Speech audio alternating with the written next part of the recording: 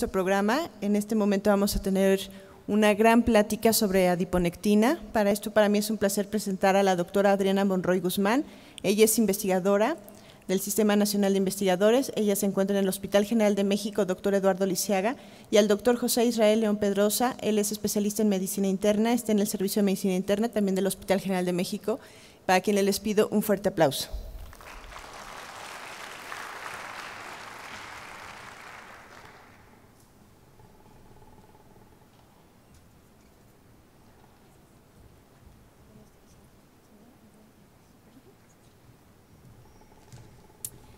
Bueno, buenas tardes. Gracias para los que se quedan con nosotros a platicar un poquito sobre adiponectina.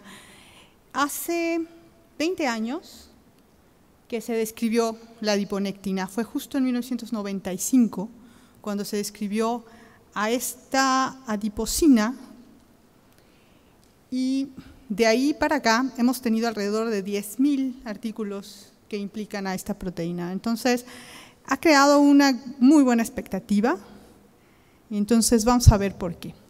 Características de la adiponectina. Vamos a resumir lo que sabemos de adiponectina hasta el momento. Es una proteína que está conformada por 247 aminoácidos y que es secretada por el adipocito. Hoy en día se sugiere que no solamente el adipocito produce adiponectina, sino que también el músculo esquelético y el músculo cardíaco. Sin embargo, todos estos estudios en donde se ha encontrado adiponectina en estos órganos no pueden eliminar la posibilidad de que haya una contaminación por adipocitos en estos tejidos. Entonces, por el momento seguimos considerando que solo está producido por el adipocito. La forma en que se encontró justo es porque es una proteína que tiene una alta homología con esta proteína de complemento que es C1K y también con TNF-alfa, que es un factor proinflamatorio. Esto es algo muy interesante y aparte incluso hay interacciones muy interesantes entre TNF-alfa y adiponectina. Está formada esta proteína por tres dominios, un dominio que es una secuencia señal que evidentemente lo lleva hacia la membrana, un dominio globular y un dominio parecido al colágeno. En laboratorio, si ustedes revisan todos estos artículos sobre el manejo de la adiponectina en el laboratorio, es posible digerir la adiponectina con alguna proteasa y esta proteasa va a liberar estos dos dominios, el dominio globular del dominio parecido al colágeno o fibrilar, pero clínicamente nunca se ha podido comprobar que esto suceda in vivo en los seres humanos. Esto siempre se ha realizado in vitro y, por ejemplo, hay muchas descripciones, por ejemplo, de diferentes acciones en los diferentes receptores de la adiponectina de acuerdo a alguna de estos dos dominios, pero les digo, clínicamente esto no se ha podido comprobar. Está formado, no es un monómero, funciona como un multímero. Hay multímeros de bajo peso molecular, que es un trímero o un hexámero, especialmente, por ejemplo, el trímero está presente en líquido cefalorraquídeo. Entonces, por lo que se considera que no solamente se pasa la barrera hematoencefálica, sino que activamente es secretada hacia el líquido cefalorraquídeo y se considera que tenga un efecto importante a nivel del sistema nervioso central. Y un alto peso molecular que la gente como son un multímero de 18 a 36 monómeros, formado por 18 a 36 monómeros, así que se imaginarán, es una proteína grande, muy grande. Algunos artículos de justo el grupo que más conoce adiponectina, que es el grupo de Scherer, que fue justo él el que describió y el que encontró a la proteína, sugieren que esta es la activa, la que realmente es activa. Sin embargo, actualmente se considera que cualquiera de las dos pueden ser activas.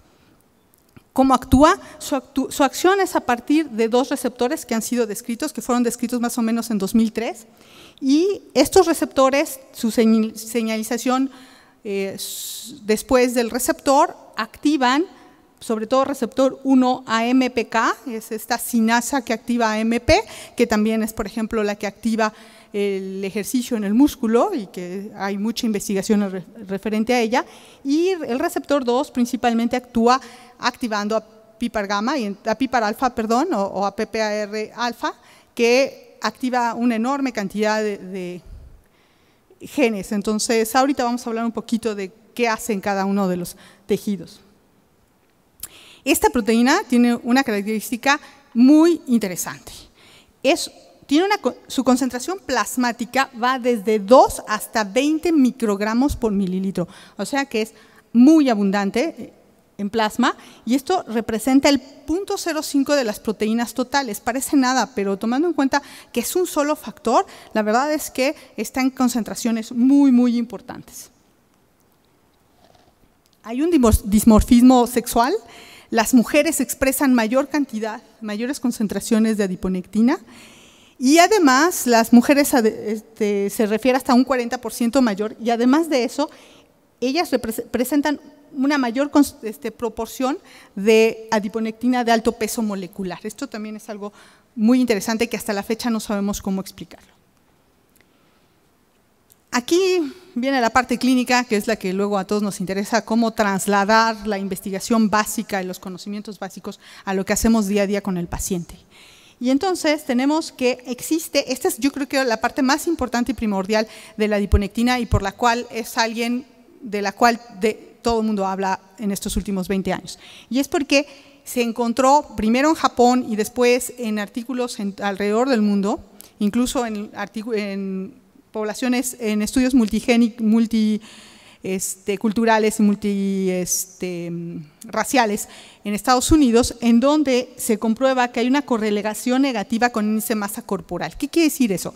Que entonces, entre más gorditos estamos, menores niveles de adiponectina en sangre. Esto es, yo creo que algo que ha marcado muchísimo a la adiponectina y ha marcado su importancia.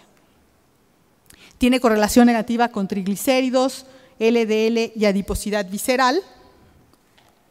Correlación positiva con HDL, pues esto suena interesante, ¿no? Sobre todo a la gente que nos dedicamos al síndrome metabólico o a diabetes.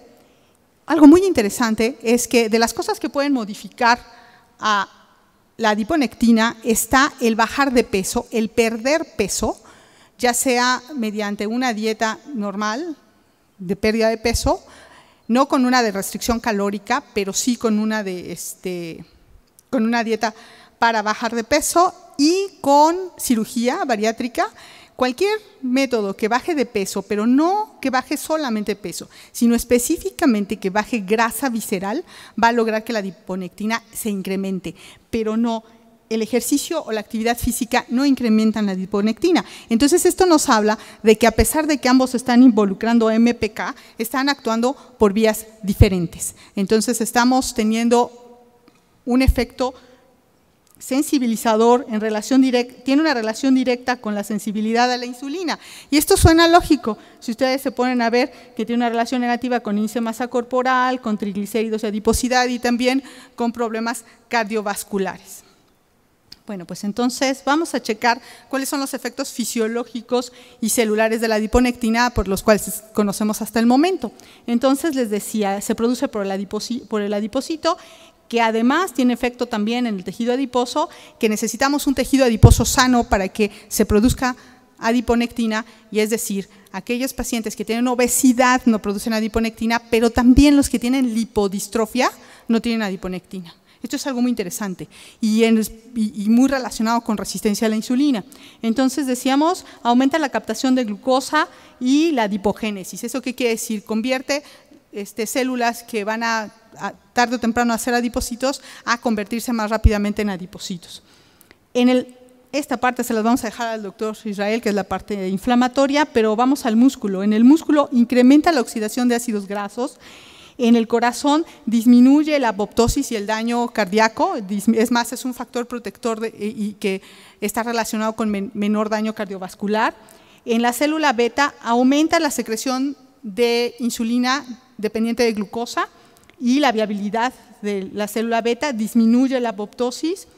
En el endotelio aumenta la angiogénesis, disminuye el estrés oxidativo. En el riñón aumenta la función y la recuperación renal, disminuye el estrés oxidativo y la apoptosis, y en el hígado aumenta la sensibilidad del hígado a la insulina y disminuye la gluconeogénesis y la lipogénesis. Entonces, adiponectina mejora la sensibilidad a la insulina, pero lo hace justo a través, porque se considera que no es necesariamente por un incremento en la secreción de insulina, sino lo que está haciendo, o una mejora intracelular, sino lo que está haciendo es a través de efectos bien conocidos que mejoran la sensibilidad a la insulina, como disminuir la gluconeogénesis o aumentar la oxidación de ácidos grasos en músculo y en tejido adiposo. Muy bien, adiponectina también se ha usado, les digo, en primera es un factor muy interesante por esta relación que tiene con la obesidad, pero ustedes escucharon a la doctora Imperio hace unos momentos, o sea, no todos los obesos son iguales, hasta un 15% de los obesos se pueden considerar obesos sanos, y esos obesos sanos que tienen mayor cantidad de tejido graso subcutáneo y no visceral, tienen niveles adecuados de adiponectina. Los que tienen reducidos los niveles de adiponectina son aquellos que tienen grasa visceral. Por eso no es de extrañar que tenga una relación con resistencia a la insulina y con diabetes. Y entonces hay muchísimos estudios, aquí ahorita les estoy presentando uno nada más, pero por ejemplo incluso ya hay varios metaanálisis que muestran más o menos lo mismo, que no solamente en diabetes, sino en prediabetes, la adiponectina puede ser utilizada como un predictor, incluso ya se empieza a utilizar clínicamente como un predictor de diabetes. Este es un estudio que se hizo en Corea, en Seúl y en 7 áreas de Seúl, inicialmente eran 45,000 personas, de las cuales identificaron alrededor de 5,000 personas que tienen glucosa alterada en ayuno, que tienen prediabetes, pero específicamente de la prediabetes, la glucosa alterada en ayuno, y entonces lo que hacen es, encuentran aquellos que llaman en el estadio 1, que tienen una glucosa en ayuno de entre 100 y 109, los que tienen entre 110 y 125, que los llaman de estadio 2, y ambos. Y lo que encuentran es que los dividen de acuerdo a si tienen adiponectina alta, media o baja. Ustedes pueden darse cuenta, esta es la medición del riesgo de desarrollar diabetes a lo largo del tiempo, a lo largo de 6 años, en este estudio los siguen por 6 años. Pareciera que aquellos que están en el estadio 1 no hay diferencia, no importa el nivel de adiponectina que tengan, porque la verdad es que tienen niveles muy parecidos, pero cuando estamos en el estadio 2 es muy claro que aquellos que tienen los niveles más bajos de adiponectina desarrollan mayor proporción de diabetes. Esta es la sumatoria de los dos.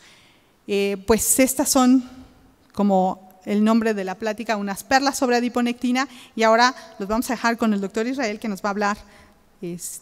Pedrosa nos va a hablar sobre inflamación, que también es un tema muy interesante en adiponectina.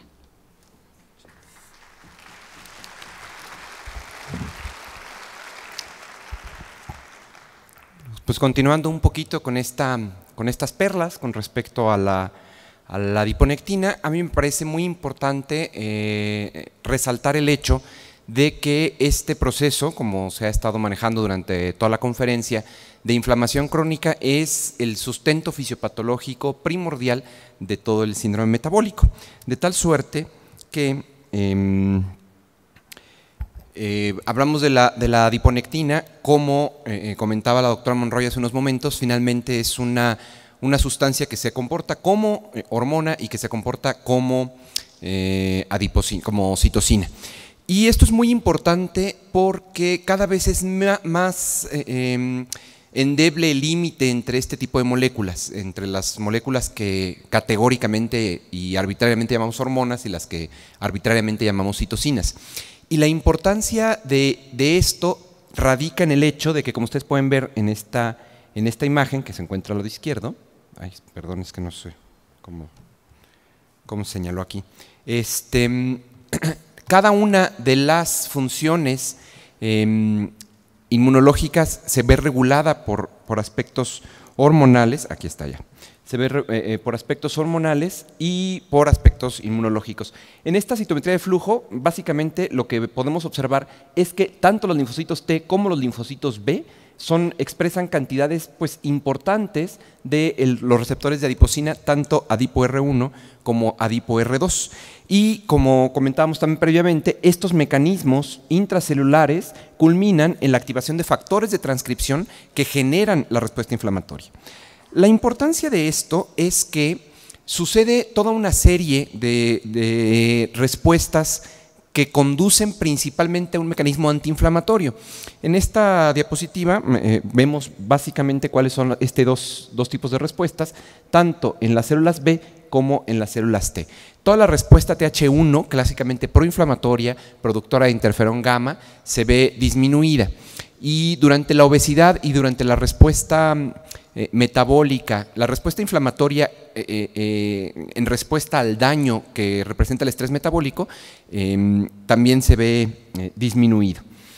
Este es un estudio reciente en el cual se demostró que una de las funciones básicas de la adiponectina a nivel inflamatorio es la inhibición del proceso de transmigración de los leucocitos a través del endotelio vascular.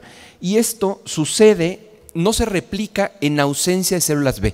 Es decir, la adición de adiponectina a células mononucleares de sangre periférica en el endotelio solamente sin células B no inhibe la transmigración. Esta inhibición se observa a través de los linfocitos B. Esto es lo que podemos ver aquí al final, que básicamente la adiponectina actúa a través de los receptores en los linfocitos B que producen un péptido. Este péptido está todavía caracterizándose, es un péptido que se ha descrito relativamente recientemente, hace un par de años, y este péptido lo que hace es finalmente inhibir la producción de la esfingosina-1-fosfato, que es un factor muy importante en la señalización de la localización del linfocito y la migración hacia el lugar donde se lleva a cabo la respuesta inflamatoria. Es de especial importancia para el tema que nos ocupa, la inflamación que tiene que ver a nivel de la íntima arterial. Y ahí es donde muchos de los monocitos transmigran, se convierten en macrófagos y generan la placa de ateroma. También en esta imagen podemos ver cómo en un modelo de rata, un modelo múrido, en el cual se induce la calcificación a través de un mecanismo bien establecido, que involucra vitamina D y nicotina, esta calcificación se ve revertida cuando se añade adiponectina,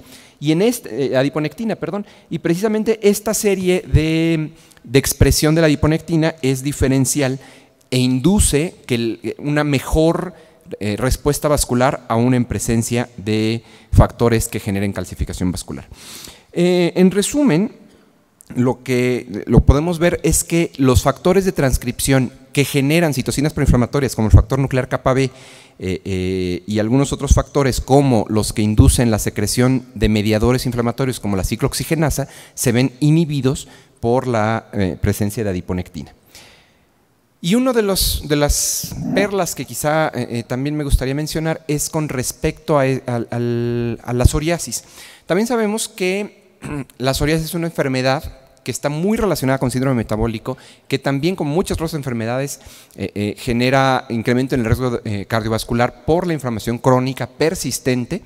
Y en este caso, en esta investigación también relativamente reciente, se demostró, como ustedes pueden ver en esta imagen, se demostró que los ratones que tenían, que eran knockout para adiponectina, o sea, que no expresaban la adiponectina, expresaban mayores concentraciones de interleucina 17. Esta interleucina 17 que hoy por hoy ha cobrado un papel muy relevante en la respuesta inflamatoria contra ciertos patógenos, pero también en muchas de las enfermedades autoinmunes que están relacionadas con el síndrome metabólico, como es el caso de la psoriasis.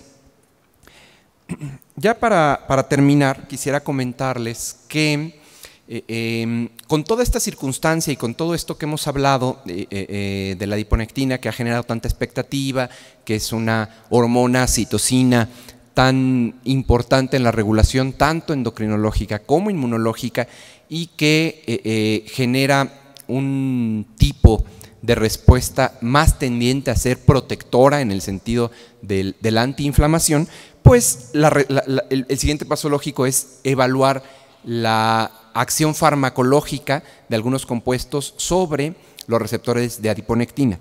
Existe más o menos recientemente la producción de esta molécula que se llama adiporón, que pueden ustedes ver en la parte izquierda. Esta pueden ustedes ver diferentes estructuras químicas que se han probado y que finalmente la que está hasta la izquierda es la que tiene mayor afinidad por los receptores.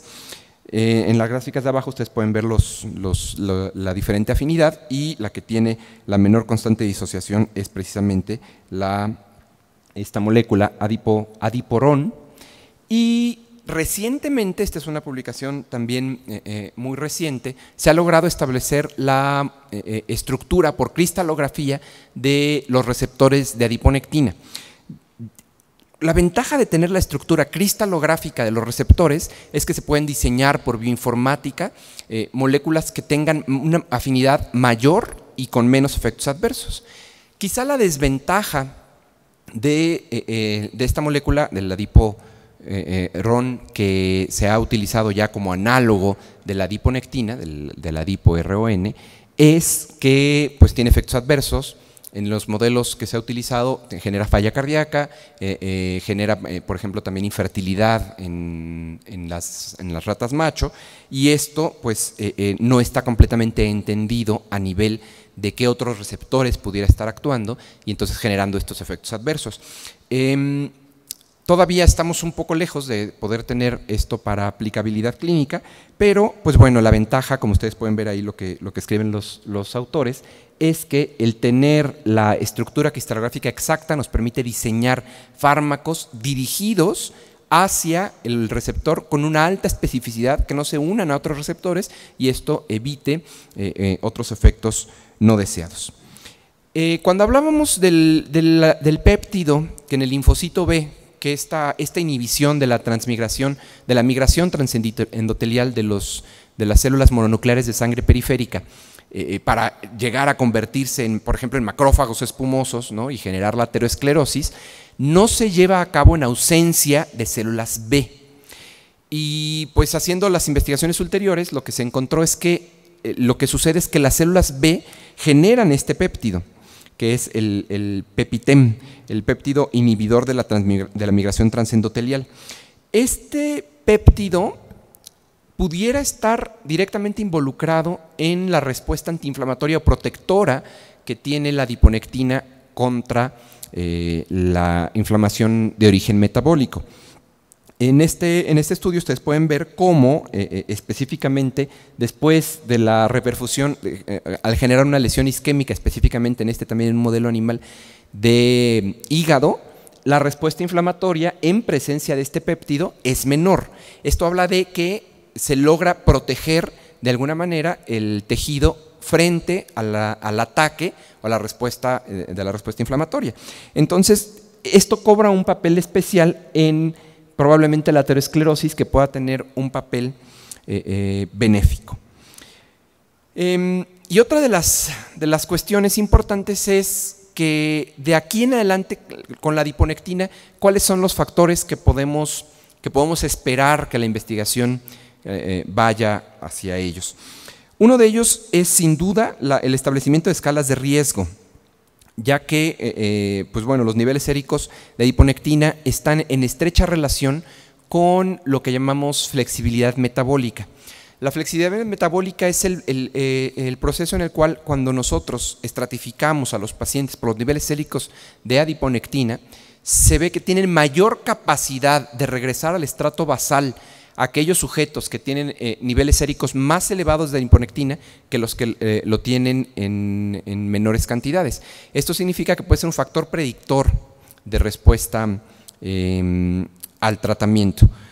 Sin embargo, pues hoy por hoy no tenemos una escala o puntos de corte que estén validados de manera adecuada para evaluar cuánto pues se puede hablar de la flexibilidad metabólica con aplicabilidad clínica para poder predecir específicamente en los pacientes la respuesta. Sin embargo, pues tanto la concentración de adiponectina como algunos de sus metabolitos o inclusive la misma concentración de este péptido que hablábamos pudieran funcionar como marcadores de pronóstico de los pacientes. Y pues bueno, finalmente, pues nada más recordar que este tipo de moléculas que están como estudiándose en gran magnitud nos permiten vincular toda la respuesta metabólica e inflamatoria que pues si bien sabemos que la aterosclerosis es un proceso de origen metabólico, toda la respuesta que se genera por el daño que las alteraciones metabólicas generan implican también la respuesta inflamatoria. Cada vez somos más conscientes de que este tipo de moléculas tienen ubicuidad en sus efectos y, pues bueno, con respecto al conocimiento que tenemos, todavía hay mucho que describir. Pues eso es todo. Les agradeceré cualquier comentario o pregunta. Estamos a sus órdenes.